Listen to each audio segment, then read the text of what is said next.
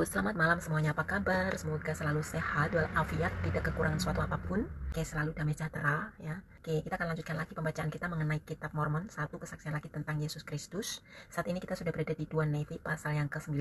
Ini di ayat yang ke-11, ini lanjutan dari pembacaan sebelumnya, yaitu tentang kematian jasmani dan rohani yang datang kepada kita semua yang disebabkan oleh pelanggaran Adam dan Hawa, yaitu orang tua pertama kita. Karena mereka melanggar perintah Allah, mereka menjadi fana. Mereka jadi berdosa dan fana.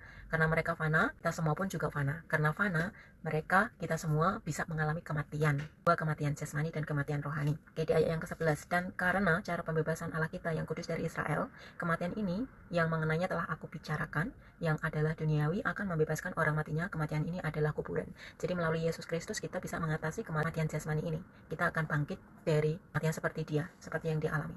Dan kemudian di ayat yang ke-12, dan kematian ini yang mengenainya telah aku bicarakan, yang adalah kematian rohani, akan membebaskan orang matinya, yang kematian rohani ini adalah neraka. Karenanya kematian dan neraka mesti membebaskan orang matinya. Neraka mesti membebaskan roh-rohnya yang tertawan, dan kuburan mesti membebaskan tubuh-tubuhnya yang tertawan. Tubuh dan roh manusia akan dipulihkan satu sama lain, dan itu adalah melalui kuasa kebangkitan yang kudus dari Israel. Di kematian rohani, yaitu berpisahnya roh kita dari roh Allah untuk selamanya, itu namanya kematian rohani. Ini melalui Yesus Kristus, ini melalui kuasa kebangkitan Yesus Kristus, kita bisa mengalami dua kematian ini, kematian jasmani dan rohani, karena dia sudah melakukan kerjaannya untuk menjadi juru selamat kita semua. Dia sudah disalib, dia sudah mati, namun dia bangkit lagi dan hidup.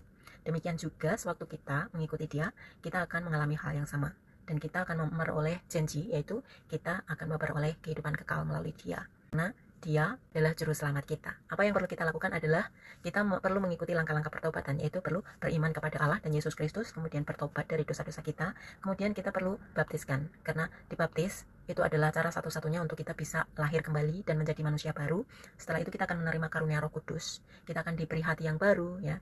Kemudian Roh Kudus akan membantu kita dan membimbing kita serta menghibur kita di tengah pencobaan. Dia akan membantu kita kuat untuk menghadapi apapun ya, tantangan yang akan menghadang kita, dan melalui Roh Kudus kita juga akan bertumbuh pengetahuan kita mengenai Injil Yesus Kristus, dan kita membantu kita untuk menjadi lebih baik setiap hari ya. Melalui Roh Kudus kita bisa tahu membedakan apa yang benar dan salah, dan kita bisa tahu bagaimana berbuat baik dan menyenangkan hati Tuhan.